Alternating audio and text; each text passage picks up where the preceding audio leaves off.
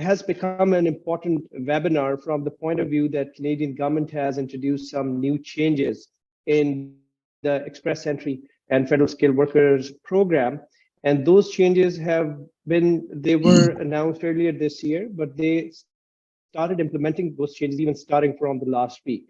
So express entry system is the system of managing applications for the Canadian immigration from people who have skilled backgrounds, those people who have high education, language proficiency, and strong experience in certain occupations which are in high demand in Canada.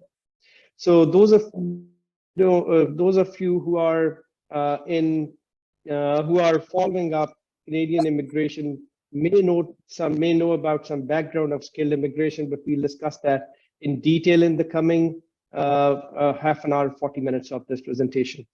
Now, this presentation is meant to explain the express entry system, which is in place to attract foreign skilled workers, foreign trades professionals, or those foreign nationals who somehow got Canadian work experience, and they are either inside Canada or have just left Canada and they are interested in migrating. Georgina gave a very generous introduction for me, and I'm grateful this slide was introduced before, was inserted before I knew that Georgina would be introducing me so well. So most of it is duplication, but I would only like to explain that I'm also admitted in Pakistan. I got educated in law in 3 different countries, including Pakistan, in the US, and in Canada, and I am admitted in several jurisdictions as well.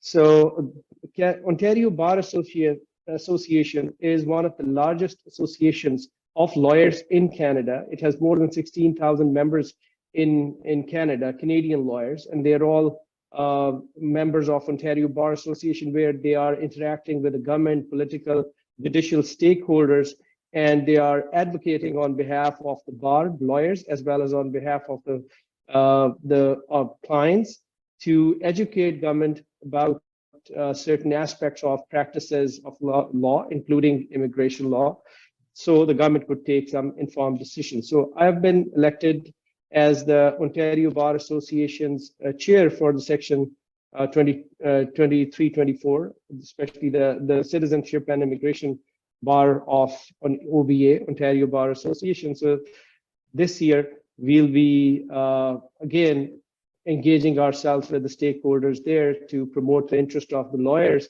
and our clients. Of course, many of you who would be interested in coming to Canada. I remain on policy committee. I served in public sector. I served in multinational sector. So I bring in the perspective from different angles, from different spaces. Serving in public service and government, when we are dealing with the IRCC and immigration authorities, we are interacting with the government stakeholders. So understanding their mindset is important when you are pleading your cases or when you're representing clients to the government decision makers or the appellate authorities.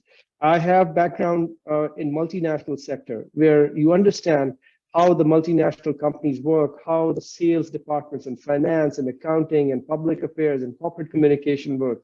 So many of the clients, most of the clients rather, come from business background or business employment background when they are looking at employment. Yes, there are a few who are coming from the government background, but if you have served in the corporate sector yourself as one of the corporate employees, you know the perspective of those clients as well. So it becomes very easy for us, for me specifically, that having a background in government and having a background in private sector helps me in pleading the cases effectively for my clients before the authorities. Similarly, I've practiced law in other jurisdictions. Sometimes clients are coming from underdeveloped countries where they're totally different system of taxation, and there are problems related to documentation or lack of documentation in those jurisdictions. So I'm admitted in those, like in Pakistan and Karachi and Lahore, I have practiced law as well.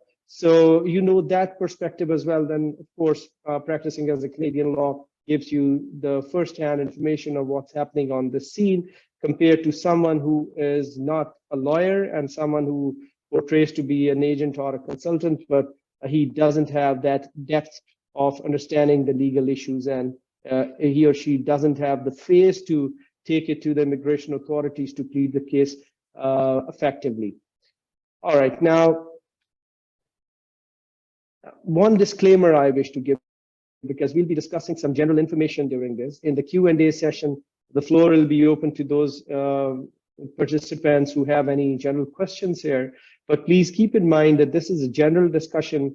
Nothing said or discussed during this should be or construed as a legal advice.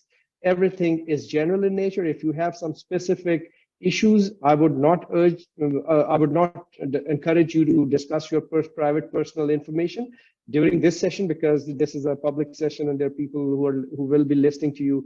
We may be recording this session as well, and then later on sharing it on our different platforms.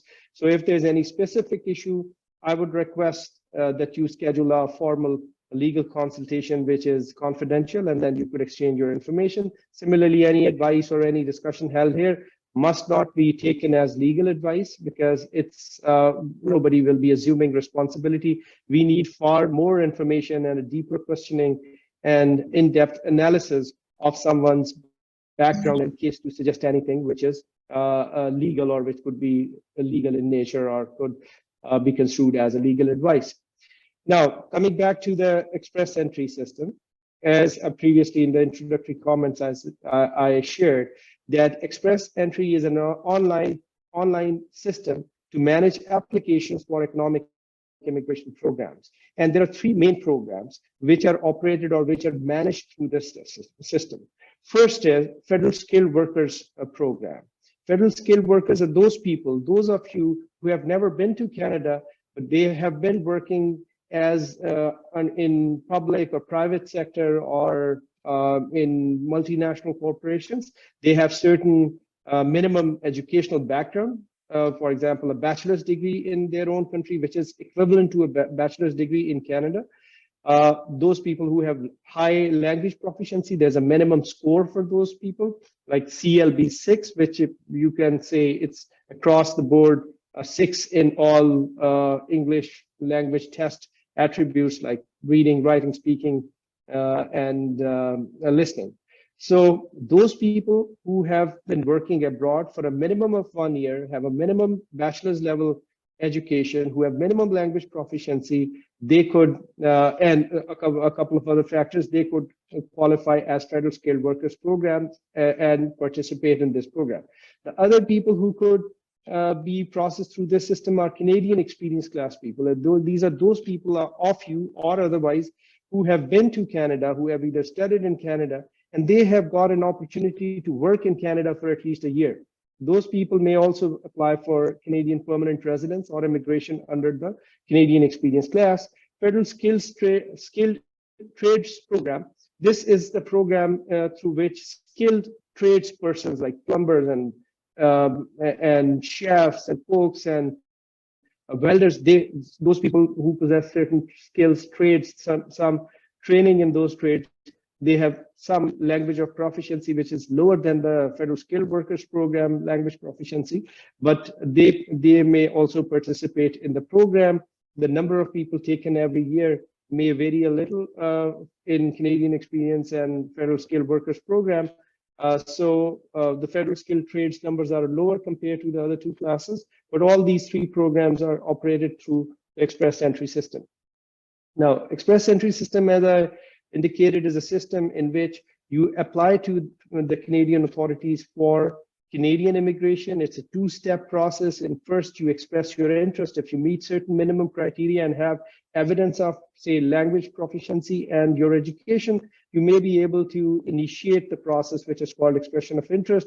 Later on, you are selected on the basis of your scores, which is determined through a totally different system called comprehensive ranking system, and the top candidates are taken in it. We'll come to the details and mechanics of that, the draws and how the EOIs are submitted and what happens there. But before that, I would like to touch upon the benefits of Express Entry system. What are the benefits which this system brings in? Now, coming to the benefit, the first benefit is fast processing times. Those of us who are aware of the skilled worker application process, which was prevalent before 2015 or earlier, know that people were rated even in that system based on their age, their education, their experience, their language proficiency, adaptability, job offer, etc. But there was only one grading system. Anybody who could secure minimum of 67 points through that system could apply for Canadian immigration. I'm talking about like 2010, 2011, and so on. So those people would be selected based on those 67 points. They would assemble their application, submit their application to Canadian immigration authorities at that time, and then would get into the queue to be called or to be granted permanent residence. A few of the countries, a few of the people, for a few of them, it would take 3 years. For others, it would take 5, 6, 7 years. But ultimately, if all information which they provided in their application was verified and they were admissible to Canada after background checks, everyone, like most of the people could make it most of the eligible candidates with truthful information and evidence of that could make it and become permanent residents. Now, the government introduced this system, express entry, with the promise that the processing of applications will be faster, unlike the precursors or predecessors of the system, where it could take years, 5 years, 6 years, 7 years to get approved for Canadian immigration. And then after, say, 6, 7, 8 years, sometimes lot of things would have changed in your life, and you might not be interested in coming to Canada, or it may not be as useful for you. So they introduced the express entry system with a promise that anyone applying through the system and all those strong eligible candidates who are able to make it could even immigrate within a period of 6 months. The timeline given by the government was that in 80% of the cases, they would be able to process cases within 6 months of submission of final PR application. So this system has fast processing times. Of course, there are variables like COVID came in, it affected the timelines. Similarly, if you have some issues in the background, if you have lived in several countries and background checks have to be done in multiple jurisdictions, it may take some time. If government needs some further clarification, it could take more time. Then the 6 months. Certain countries like the Western countries, the processing is faster because they're more documented. There's more effective mechanisms for the background checks. But overall, this system, compared to the predecessor, was and is a faster system. The most eligible candidates could get their PR applications approved in 6 months from the date of submission. Second advantage of the system is that this is a very streamlined application process. It's all electronic. Everything is done online. Even if you engage a law firm like ours, we'll take the initial approvals from you, authorizations from you. We take information and your documentation, and then we are handling the information. Everything is done electronically. There's no physical part of this application process as of now. Yes, if there's a need for an interview, then the government may call you in person in the nearest consulate, and interview could be held there. Otherwise, you could sit in your country and everything could be done electronically, and you may become a permanent resident of Canada. The application process is integrated and it's a streamlined process. It's done through the portal of the government or through your authorized lawyer's portal or authorized representative portal. 3, a comprehensive ranking system. The main scoring system through which the candidates are selected is called comprehensive ranking system. The ministerial instructions, they give the details of how people would be allocated score, but the basic factors in allocation of scores are your age, your education, your experience, your language proficiency, your adaptability, which may include your spouse's language proficiency, education, if you had ever lived in Canada, and other factors, and job offer. Now, if you have strong profile and you are a younger person like 27, 28, 29 years old, you get the highest points for your age. If you are 45 and above, you get the lowest points, or you may not get any points after 45 years of age. And the rest of the age brackets, they are allocated points according. So you are given the points in comprehensive system according to your age bracket. The younger you are, more points you are able to grab. Similarly, education, You're able to get points based on your education. The highest points go to the PhD holders, then next highest to the master's degree holders, and so on, but to bachelor's degree, and college, bachelor's degree, and or only bachelor's degree, or in cases like where there's no minimum education requirement in Canadian experience classes, the qualifications may also be scored. Similarly, your experience, sometimes people come with 20 years of solid experience, and it's an irrefutable experience and very quality experience, but they don't realize that having 20 years experience might affect your age factor, because you cannot get 20 years experience at 27 years of age. So yes, you could get high score on the basis of 20 years of experience, but you would have lost a lot of score in the age. It's all about balance. Your age should be optimal, your education, your experience should be optimal to get you the maximum points.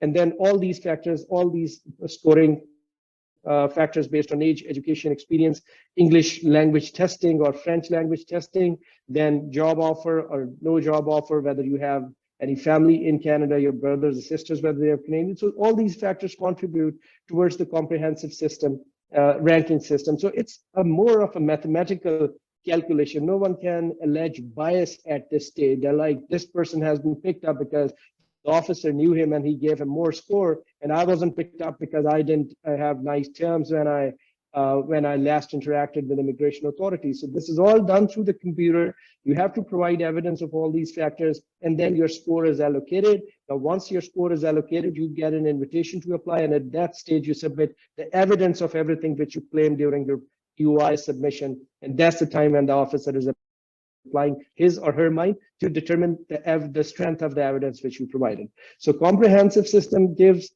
a very comprehensive mechanism which is even challengeable in the court if you believe that there was some error of law or there was an error of facts or determination. It could be challenged. So it's a streamlined system with a comprehensive ranking system in place to pick up the candidates who could be offered the permanent residency of Canada. This is a flexible system, which means that once you have submitted your expression of interest, you are able to change certain things in it. For the expression of interest is valid for 1 year.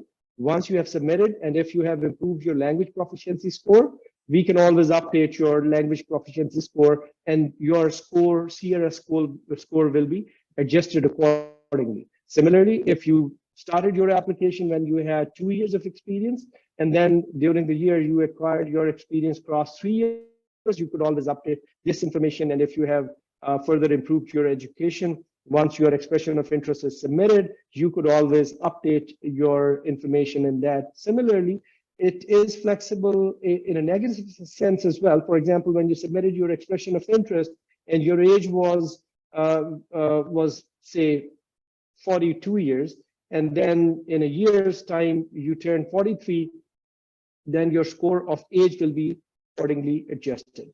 Another factor which is a positive, which we consider a positive for this program, is access to multiple immigration programs. Like there are 3 programs, which are already managed through the system, but there is some flexibility in job and market integration that certain provinces may have access to the data in this, and they may also initiate the nomination process once you are in the express entry system. When you are submitting your expression of interest, there are certain streams, provincial nominee streams, which are aligned with the express entry system, and they may gain visibility. And if they feel that certain candidates in the pool are possess such a skill set which is required in their province, they may also start nomination process. So it's a complex thing, but you just keep in mind that sometimes provincial nomination process where the provinces select candidates, that tops up your score in express entry. They may also have visibility, and this kind of job market integration is available in this system as well. I've already talked upon provincial nominee programs. I would summarize it a little because you might be hearing a lot about provincial nominee programs, especially if your tentative score in CRS is not high. Provincial nominee program is a program which may be available to various provinces depending on the quota allocated by the federal government to those provinces based on their skill or labor shortages or skilled professionals needs or business needs. And if most of the programs, they run their own separate application process for that. And one requirement in most of the programs is that your expression of interest is active in the federal government system. Now, those people who are nominated by the provinces, they get additional 600 points, which bumps up their score. If they are at a lower score range, getting a provincial nomination will get them a higher score in there. Now, we have already touched upon federal skilled worker program, but only a couple of things for each program I would say here. Federal skilled program is for the people who are abroad, who have work experience for at least a year. 3 years or more experience gives you more points. You are proficient in English. If your language proficiency score in English or French is lower than 6 in each band, then you may not be able to qualify. If you understand English and French and are able to demonstrate your proficiency in both of them, then you get higher score in the system. But these are the people who have never been to Canada, but they are educated, minimum bachelor's degree holders, have experience, at least a year experience, language proficiency skills. They are adaptable in the system in Canada. And if they have job offer in Canada, that also bumps up their score. Canadian experience class people, there's no minimum requirement of education in Canadian experience class, but there's a minimum 1 year Canadian experience language experience requirement as well as language requirement. Now, Canadian experience class is sometimes used by the people who come to Canada on some kind of a study permit or a work permit. So if you have come to Canada on a study permit, you completed a course of your studies here, then you may be eligible to get an open work permit on which you will get the opportunity to accumulate Canadian experience. So it's more relevant for those people who have been in Canada, who have got some kind of a work permit in Canada, either a postgraduate work permit, or they were spouses of Canadian workers, or they came on some other capacity under some other program, they accumulated 1 year of experience. Those people qualify for the Canadian experience. This will be relevant to those of you who either possess Canadian experience already or who have any plans which will give them some Canadian experience in the coming days, in the coming years. So they, at that time, may be eligible to Canadian experience. And federal skilled persons, if you are a skilled tradesperson, if you are certified as a tradesperson in, say, welding or chef or a plumber,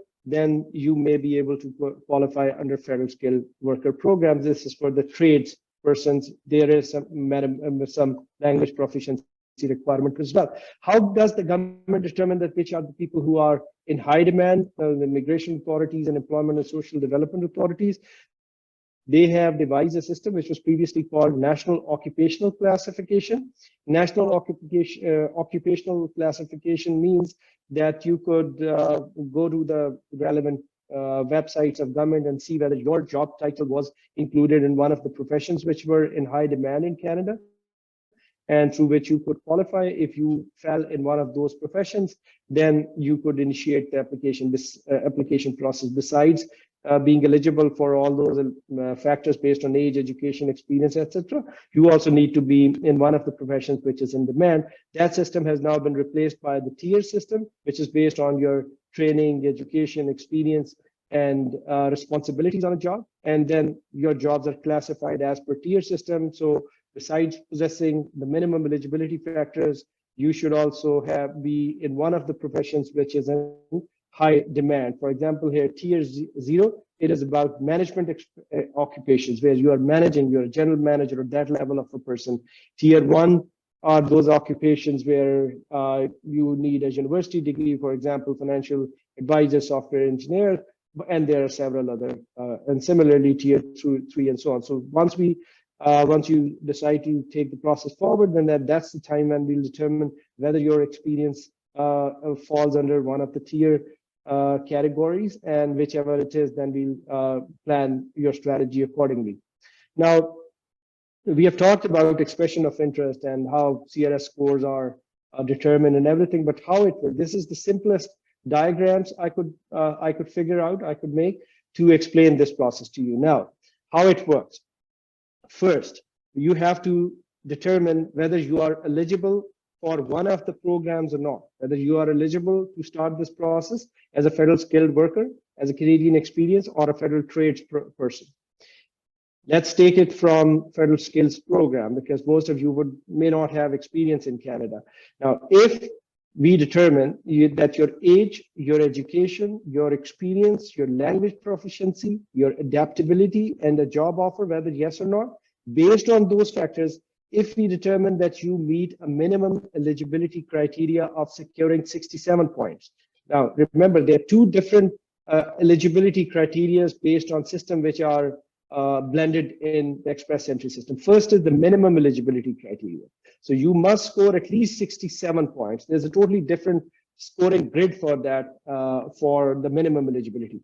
But it is based again on those 6 factors: age, education, experience, language proficiency, adaptability, and job offer. So if you meet those 67 points threshold, and you have the evidence of your language proficiency in the form of IELTS or CELPIP or any other approved language test, English or French, you have your educational credentials assessed, because people are applying from all over the world, from more than 180 countries. Every country has a different education system. So whatever degree you possess, you have to get that degree accredited through the accreditation process, educational accreditation process in Canada.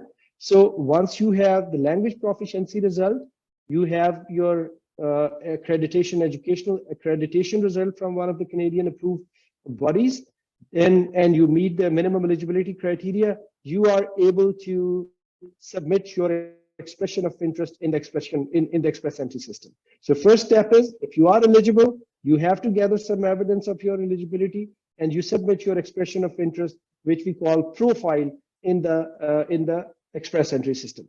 Now, all those people who were eligible and who had the evidence of that, they submitted their profile in the express entry system, now go in a pool of applicants from all over the world. This pool includes people from federal skill class, federal experience class, as well as a federal skilled trade, federal skilled class.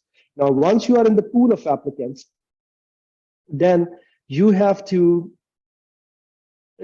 be rated through a different system, which we already discussed, and that's called comprehensive ranking system. After you meet the minimum eligibility criteria, you submit your expression of interest, you come in the pool of applicants, then your scores are ranked as per comprehensive ranking system. It's a different system, and then it allocates certain points to you. Now, everyone in the pool is allocated, as soon as they enter through a computer, they are allocated a CRS score, which could be 510, 530, 480, 400, 380, whatever it is, depending on their background. Now, the government picks out of this pool, every now or then, every once or twice in a month, they draw a certain number of applications from this pool of applicants. So if they are drawing, say, 4,000 applicants in a draw, they would hold that draw, and they would pick up the top 400 people from the pool who are ranked as per CRS scoring system. So whoever are the top 4,000 people, they will be picked up. They'll be the high merit people, and that will determine the CRS. You would be listening or hearing or watching information about the CRS score, that this score had a minimum CRS cutoff points of 486 or 490 or 470 or 450 has been a long time that we saw that number. But those scores are based on who was the last candidate out of, say, those selected 4,000 people, and the last candidate, the lowest score, determines the CRS score for that particular draw. So everyone is ranked. So the top people keep on, there are new people who keep on coming in the pool. There are the older people who are drawn from the pool, and those people, if they are selected, for example, there was a draw held this week perhaps, and the minimum cutoff score was 486. So everyone with 486 and above who were in the pool, they were invited to apply. Something ITA, you would have heard, invited to apply. In short, we call it ITA. So all those people who reach that score mark, they are given that ITA, and then within 60 days of ITA, they must prove their credentials, which they claimed when they submitted their EOI.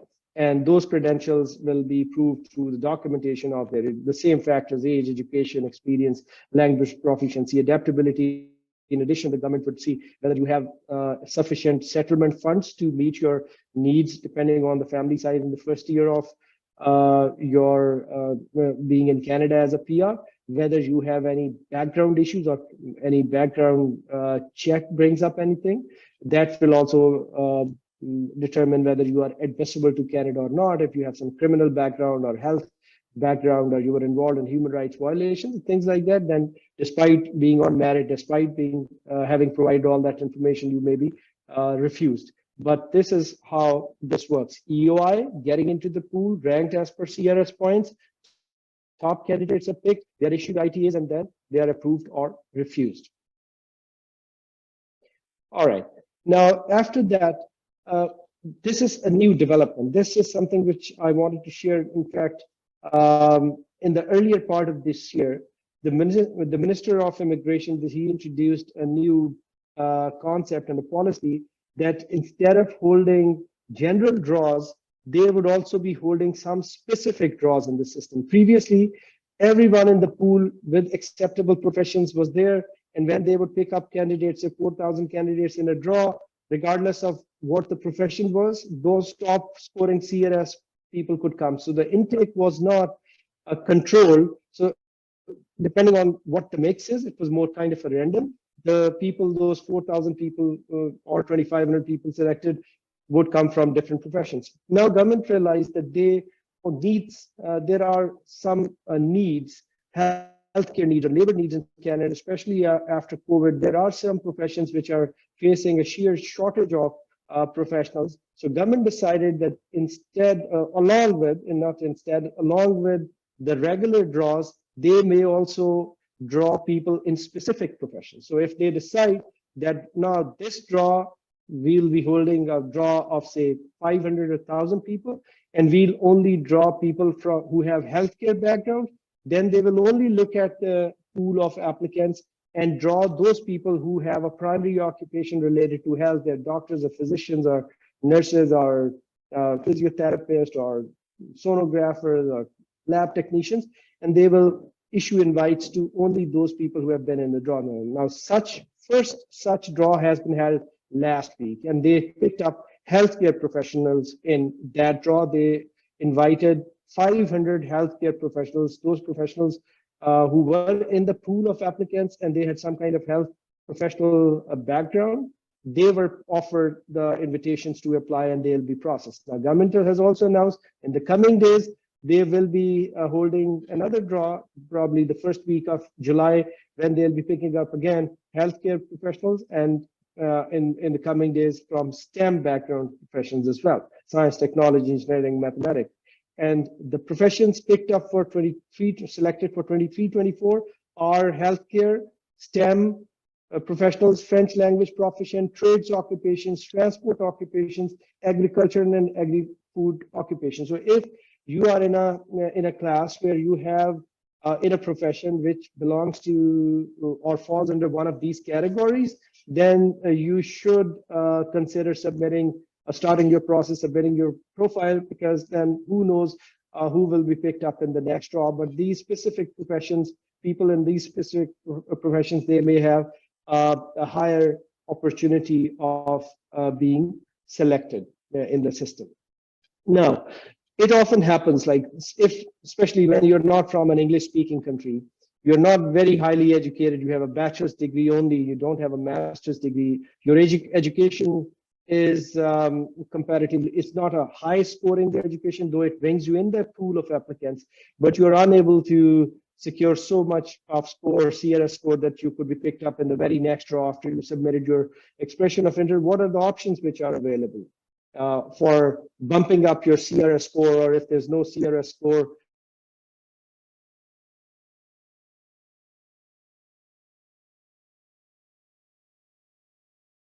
yes, there are certain options which are within the express entry system, and those options, for example, you wrote your language proficiency exam, but and you got score which made you eligible for the minimum language proficiency, but due to some factors you couldn't score very high. If you improve your English, if you rewrite the test and bump up your score, bump up your language proficiency score, it may bump up your CRS. Second, if you were a bachelor's degree holder and it was an equivalent degree to the Canadian bachelor's degree, but you were in university, you were completing your master's degree, but you submitted your profile since you met the minimum eligibility criteria. Now you have completed your master's degree, and now you have a master's credential, which is verifiable or which you have got verified through the accreditation system in Canada. Then you could bump up your score as well. At bachelor's level, you were allocated a different score. At master's level, as soon as you become a master's degree holder, your score in education will be bumped up. That will not only improve your educational points, but it could also improve your adaptability points. Skill transferability points. Skill transferability points means that if you have a master's level degree as well as your high language proficiency, you get extra points. Because now your master's level education is more transferable compared to a bachelor's degree. Now your experience is more transferable compared to your experience when you had a lower language proficiency. So experience and your education give you score, but experience and education, experience of 3 years or more, and education of master's or more, with high language proficiency gives you extra adaptability points. So improving your English proficiency, improving your French proficiency if you are know French as well, improving your education could give you extra points and you could bump up your score. Similarly, as we discussed earlier, provincial nominee programs are those programs through which the provinces also select people who are in high demand, the professionals who are in high demand in their provinces. So during the process, if you have also started a process of provincial nomination application with the province, and that province, after due process, has nominated you from their quota with the federal government allocated to them, you may get another 600 points based on a provincial nomination, which would bump up your CRS scores. So low CRS scoring people could look towards these factors. Similarly, if you're a low CRS person, you were able to get into the pool, but you're not getting in white because your score is not high enough that you are picked up in the draw every year, and you find an employer in Canada who is willing to sponsor you, and that employer gives you a job offer. That job offer could be worth 50 points or 200 points, depending on what is the level of that job, and it could bump up your score. So this is something which is doable within the CRS, within the express entry and CRS system. Now, other than that, sometimes clients come to us with a very strong background, but due to the age factor, they're unable to score very high in CRS to have a high probability of getting an ITA. So in those cases, we look at some of their profile and see whether they fit into another class or not. Like recently, we had a client who was also a spouse of a Canadian and an express entry profile as well. So then there we discussed both the factors that, look, you may be eligible under the family class immigration, your spouse is a Canadian, he could sponsor you. Would you take that path, or on your own merit, express entry may be an option for you, and then those people may have choices. Similarly, during the process, when you're thinking of if you got into a romantic relationship with a Canadian and that Canadian is willing to sponsor you, you may pick up that path as well, and it may become feasible for you. Similarly, those people who have high-end experience in multinational companies, they've worked in business environment and others, they may also be eligible under the entrepreneur immigration programs. There are some programs which start at $100,000 of investment as well, though they are quite competitive. But from $100,000 to $150,000, $200,000 investment, there are several programs which may be available to the person who has some kind of an express entry profile, but he or she may not get enough points to be selected through that system. Those options are available as well. Startup is a great option too. We have done startup for several clients who initially wanted to come on an express entry visa or an express entry permanent residence application, but then realistically they realized that probably they would keep on applying whole their life, but they won't be able to get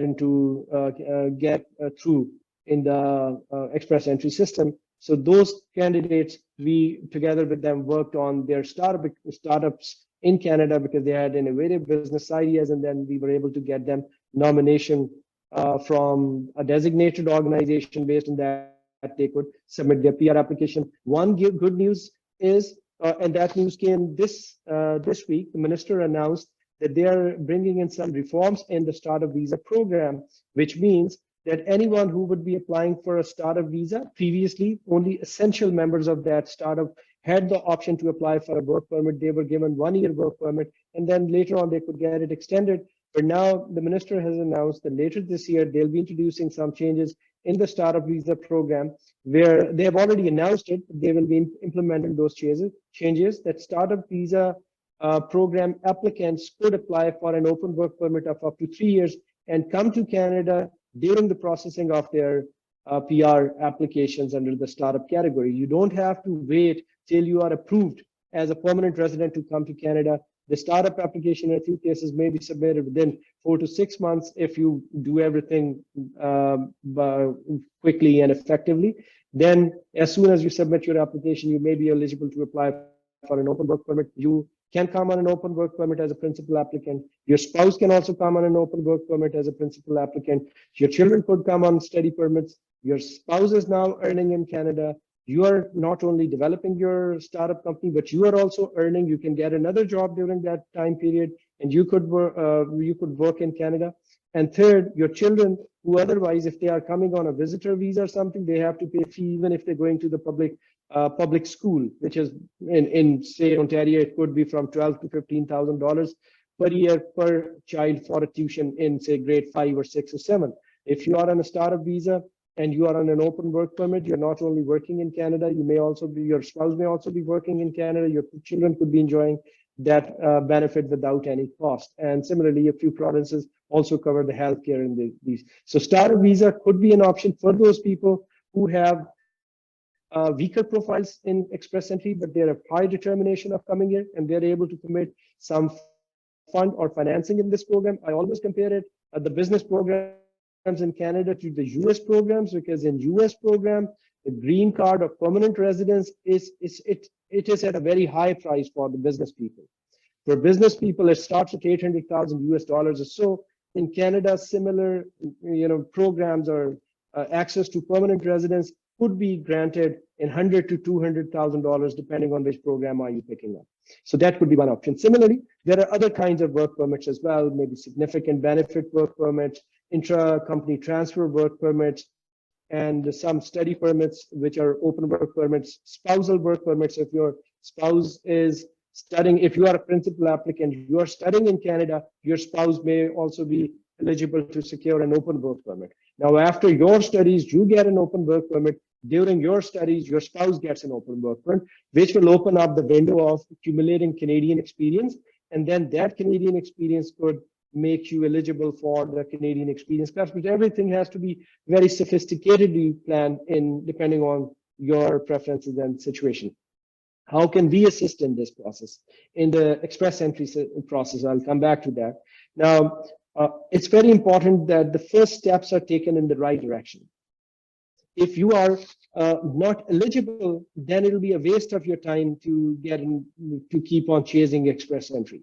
So it's very important that you go to a professional who could determine whether you will be eligible under the express entry system, whether you meet the minimum eligibility point. Great. If you meet minimum eligibility point, then you need to have visibility whether your profile will be expiring in a year, and then you will have no chance, or you could be picked up in one of the draws. So it's important that the professional not only determines that you have the minimum eligibility criteria, but also gives you a reasonable estimate of whether you will be picked up in the coming draws through the CRS system. Because if you are only minimum eligible, if you meet only minimum eligibility criteria, but you'll have no chance into the comprehensive ranking system, then you should look for another option. So it's important that you have a visibility of another year or two in view before you take the pathway of express entry now. So when you come to us, we determine your eligibility and we advise you whether you meet the minimum eligibility or not, whether you'll be able to look at whether you'll be able to pick up under the comprehensive ranking system, and whether the evidence which you have will be sufficient for the officer to decide in your favor. Sometimes it may happen that you don't have enough evidence to prove what you have, what your credentials are. And if that happens as well, it becomes difficult for the officer to give a favorable decision. In that case, we can weigh that evidence you have, or we can see whether you can provide some alternate evidence or some other evidence to demonstrate your skill set. And that is something that is important. We can always, of course, this is a sophisticated area of law. This is where we need to put in time as well. But you cannot expect that you will come to us and we'll do all this determination for you free of cost. Naturally, there's some fee associated with that, but then you will clearly know and you'll take an informed decision. If you are one of the eligible candidates, then we are helping you throughout the process. We are representing you. You fill out a form which nominates my office, myself, my office, or another lawyer working with us for your application. And then throughout the process, we are interacting with immigration authorities. You are only interacting with us, and we are representing you before the immigration authority from day one till the end when you become a landed immigrant of Canada. So that's what we can do it. Now, similarly, those candidates who do not meet enough score threshold at this time, naturally, we can look at your profiles and we can look at your credentials and strategize with you. How could we bump up your scores? If there's a way of providing, bumping up your CRS scores and get you through the immigration process using Express Entry or Federal Skilled Worker, any of these programs, or we should look at some alternate solutions, which we discussed in the earlier slide. Similarly, sometimes it happens that the immigration authorities become unreasonable. They take unreasonable decisions as well. They take incorrect decisions as well. They're not applying law properly. They're ignoring some evidence. If that is the case, when your CRS, when your Express Entry application or PR application is refused based on one of those reasons, then naturally that we are there to help you in challenging that decision in the relevant courts of law. Now, I am the founder of SAM Law. I was somebody who knew about this system, and I myself came to Canada through that system, and that is, prior to the 2015 system. So I knew how it worked. I worked in this domain specifically when I immigrated to Canada. I had first-hand knowledge as an immigrant that how could I make it to Canada? What are the challenges which we are facing? I can empathize with people who are sitting abroad in one of the turbulent countries abroad, or who are otherwise this is a peaceful country, but they're looking for opportunities for their children. I consider that those people as a little visionary people, because there are all those people who are coming to me at a time when they are expecting their child to be a Canadian university in 6 months' time or 1 year. And when they have done homework, they realize that sending the child to a Canadian university for an undergrad could be a venture of 300,000 Canadian dollars or more. Then they suddenly realize that why shouldn't we do immigration at this stage? Because if we become an immigrant and if we are PRs, then our children could kind of study in Canada at a very nominal price. I would say 1/5 of the price that you pay as a foreign national. But that's not the time when you plan things, because in 6 months' time, in a few months' time, when your child is about to get into the university, we don't have any magic lamp to give you permanent residence. But those people who are foreseeing it in the coming future, that let's say 2, 4, 6 years later, their children would be coming there. If they're 2, 3, or 4 children, that's a venture. They should have a budget of sending about $1 million or more to send all those children for an undergrad degree in Canada. If there is a professional degree, then it's another thing, a medical or a law or an engineering degree, maybe over and above this timeline. So those are the people who have that kind of vision, who could come to us and decide what will be the best pathway, and then they will have ample time available to execute their plan. So since I am myself an immigrant, I have faced this myself. I faced the challenges myself as well, the arbitrariness of immigration authorities in the applications. I understand that it's very important, how important it is for you to choose the right professional, and what different kinds of hiccups come in between. So with that kind of a mindset, and with that kind of a personal as well as professional experience, we are able to help you. One more thing I have to, which I always take pride in, is that I work directly with my clients. My clients, when you are coming to my firm, you're not shown before paralegals or consultants or anyone else in my team who will be looking after you. Yes, I charge a decent price because I pay attention to every client myself. You are interacting directly with me. You're not interacting with a paralegal. And I know when I hired my first lawyer in North America, I only hired that lawyer online. And then throughout the process, I never talked to that lawyer. I was never able to see that lawyer. I was not a lawyer at that time and not a Canadian lawyer, but I realized that there are some commercial aspects in this practice as well. When you are dealing with, when you are attracted to a price that, all right, this is the price we are getting, you are actually paying a lot of money for the paralegal who is helping in your file, and you're not directly interacting with the file. So I take a lot of pain in interacting with my clients, providing them access to my to a direct messaging as well. But that is something which gives me clear visibility of their cases as well. So I know their case inside out. If I don't know the case inside out, if I don't know about your credentials, if I don't identify you as a person, I won't be able to provide you that quality service. So that is something which is a hallmark at SAMLA. You're dealing directly with the lawyer, and we have proven record of success. If you go to our website, you will be able to see communication or testimonials from our clients. If you are, or if you wish to be on the WhatsApp broadcast list, you can share your information, your phone number, your WhatsApp information to our email, and we can include you in there, where you keep on getting some updates on regular basis regarding different aspects of immigration or different policy changes. So we take pride at Sam Law that we directly deal with the clients. Our clients are directly interacting with lawyer, with myself, or with another lawyer in my team. Now, we have the contact information displayed here. Georgina may also provide you information about my office, my email ID. I prefer that you provide us, if you have any inquiry, you send us through the email. I may not be able to answer all your specific questions unless we have a solicitor-client privilege established between us, or the till time that you become a formal client.